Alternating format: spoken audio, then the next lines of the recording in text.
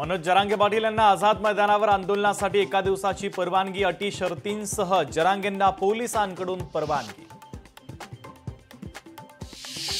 महादेव मुंडेंच्या पत्नी ज्ञानेश्वरी मुंडेंचा जरांगेंच्या आंदोलनाला पाठिंबा, लक्ष्मण हाके समाजामध्ये तेढ निर्माण करत असल्याचा ज्ञानेश्वरी मुंडेंचा आरोप।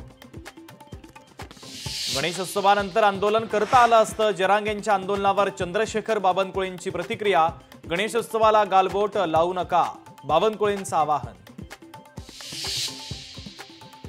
मराठा आरक्षणासाठी जरांगे पाटलांचा मोर्चा मुंबईच्या दिशेनं, तर मुंबईच्या मंत्रालय परिसरामध्ये पोलिसांचा तगडा बंदोबस्त, दंगल नियंत्रण पथकही तैनात। आरक्षण मिळत नाही तोपर्यंत मुंबई सोडणार नाही, मुख्यमंत्री फडणवीसांनी मराठा आंदोलनाची दखल घ्यावी, मराठा बांधवांची मुख्यमंत्री फडणवीसांना विनंती।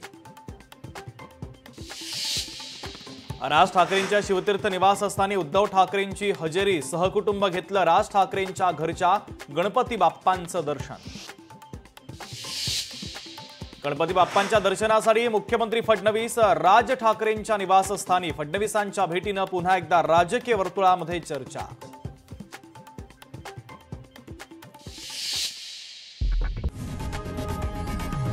लोकशाही मराठी ऐका, पहा, जागरूक रहा।